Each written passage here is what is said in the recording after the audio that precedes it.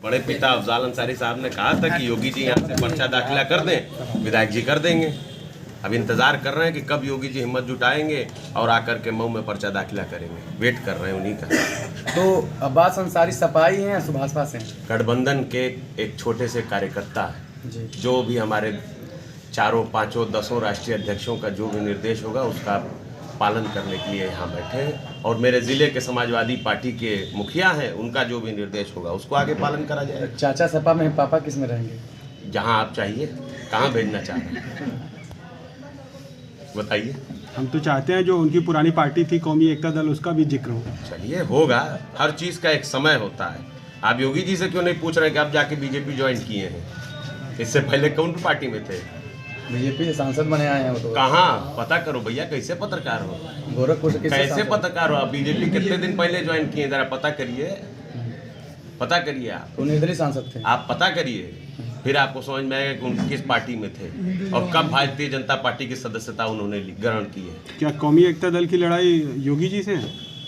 कौमी एकता दल कौन सी चीज़ है, कहाँ है बताइए? आपकी घरेलू पार्टी थी, आपने उसका विलय कर दिया था। आप ऐसे जिक्रों करना, ऐसी चीज़ों को करके अगर टीआरपी बढ़ाना चाहते हैं तो बात अलग है। बेरोजगारी की बात क्यों नहीं कर रहे हैं? 50 रुपये का तेल 200 रुपये का हो गया, उस पर बात क्यों नहीं कर रहे हैं? 100 रुपये का डीजल हो गया, उस पर बात क्यों नहीं कर रहे हैं? महिलाओं का अत्याचार हो रहा है, उस पर बात क्यों नहीं कर रहे हैं?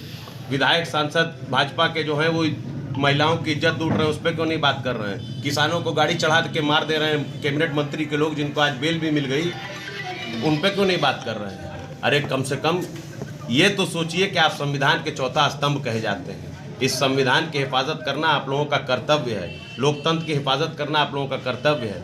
अगर सिर्फ टीआरपी के लिए राजनीति कीजिएगा तो एक शेर है मनोहर राणा साहब का कि लगेगी आग तो आएंगे कई घर जद में, यहाँ सिर्फ हमारा मकान थोड़ी है।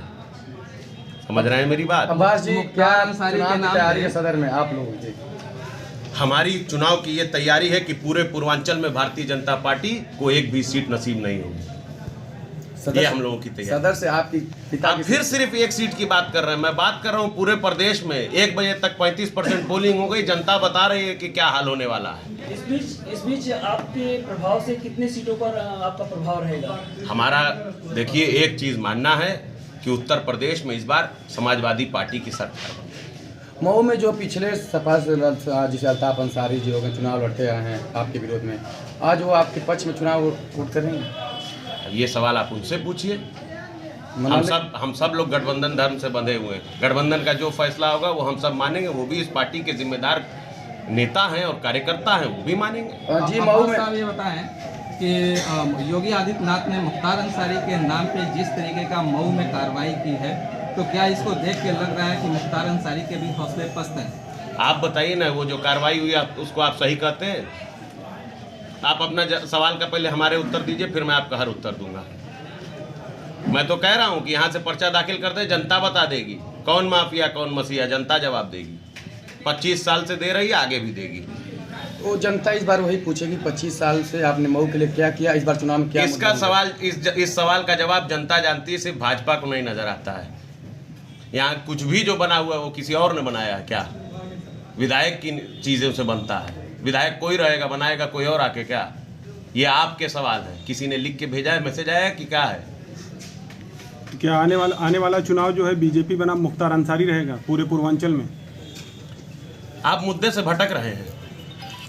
मुद्दा है संविधान और लोकतंत्र रहेगा, चुनाव है तो संविधान और लोकतंत्र रहेगा या संविधान विरोधी ताकतें रहेंगी, ये चुनाव का मुद्दा है। चुनाव का मुद्दा है कि बेरोजगारों को रोजगार मिलेगा कि नहीं मिलेगा, नौजवानों को नौकरी मिलेगी कि नहीं मिलेगी। मुद्दों से मत भटकिए। आप अगर मुद्दों से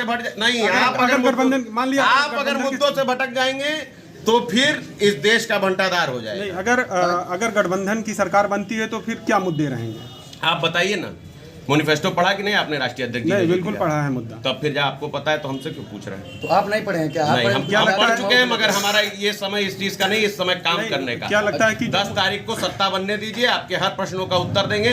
3 महीने के अंदर जो भी राष्ट्रीय अध्यक्ष जी ने अपनी बात मैनिफेस्टो में लिखी है वो सारी बातें जब लागू हो जाएंगी तब आप लोगों के सामने आ जाएंगी। अब्बास जी, हम ये जानना चाहते हैं, छोड़ दीजिए, हम मऊ के हैं। अरे हम भी तो जानना चाहते हैं, हमारे भी तो बात का जवाब दो यार। आपसे हम ये जानना चाहते हैं। नहीं, हम बताएंगे ही नहीं, हमारी भी बात का आप जवाब दीजिए। देखिए, दो चार बात का हमारी भी तो जवाब दीजिए। भारतीय जनता पार्टी को मऊ से कैंडिडेट क्यों नहीं मिल रहा? हम नेता नहीं, आप जिस भाई, कुर्सी बात पर बताइए। बैठे हैं क्यों आप हमसे सवाल पूछ रहे हैं भाजपा वाले, और हम आपसे अपने सवाल ना आप पूछे? नेताजी क्या हैं। मीडिया वाले मैं नेता नहीं हूँ, मैं कार्यकर्ता हूँ। करता है। हाँ, तो कार्यकर्ता से आप कैसे ये सवाल लेकिन आप आप- उस कुर्सी पर बैठे हैं जहां आपको आपके- जवाब देना नहीं, आपका हम उस नैतिक कुर्सी पे दायित्व नहीं है। बैठे, उस कुर्सी पे अध्यक्ष जी बैठे और राष्ट्रीय अध्यक्ष जी आवाज बैठे। नहीं, मैं कोई गठबंधन- पदाधिकारी नहीं हूँ, आपकी पार्टी- मेरे पास कोई पद नहीं नहीं, है। आपकी आवाज पार्टी का गठबंधन है समाजवादी मेरी के किस साथ पार्टी में का गठबंधन? मेरी कोई पार्टी नहीं गठबंधन चुनाव लड़ है, मेरी रहा कोई है। पार्टी ही नहीं है। आवाज ही आप- मैं तो व्यक्तिगत निर्णय के तहत समाजवादी पार्टी और उसके गठबंधन को समर्थन तो क्या करता हूं। समाजवादी पार्टी में आप हैं? हम समाजवादी पार्टी और उसके गठबंधन को व्यक्तिगत निर्णय के तहत समझौता कर रहे हैं। भाई हैं तो फिर अगर हम बैठे बिल्कुल हैं हैं, हम समाजवादी पार्टी कार्यालय में बैठे हैं। हुए हैं तो समाजवादी पार्टी हम है। समाजवादी में भी हैं, हम आरएलडी में भी हैं, हम हर उस दल में हैं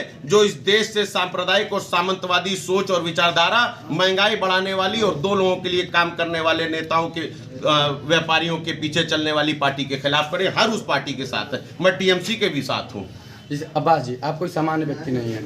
आप ये आप कह रहे हैं साहब, मेरे कोई ना सींग है ना चार हाथ है, मेरे दो हाथ हैं और दो ही आंख है, एक ही मुंह है। आप कैसे मुझे कह सकते हैं कि मैं सामान्य व्यक्ति नहीं? मैं सामान्य व्यक्ति हूँ। आप राजनीतिक क्या मुख्तार अंसारी सामान्य व्यक्ति नहीं है? उनके सींग है। आप तभी तो कहना कि एक मिनट सुन लीजिए, आप जवाब मैं क्यों जवाब दूं? मैं आपके प्रश्न का जवाब दूंगा ही नहीं जब आप मेरे प्रश्न का जवाब नहीं दे रहे। आप मुझे जवाब दे दीजिए पहले कि भारतीय जनता पार्टी को मऊ से कैंडिडेट क्यों नहीं मिल रहा, आपके हर प्रश्न का जवाब दूंगा। अच्छा, मैं भाजपा नेता हूँ नहीं, मैं जैसे उनसे पूछ तब वहाँ से फिर पूछ तो आप ये सवाल मुझसे मत पूछिए, ये सवाल भगवान से पूछिए, अल्लाह से पूछिए। इंसान और आप विशेष है नहीं है, ये उनसे पूछिए जाके। अच्छा ये बताइए मुख्तार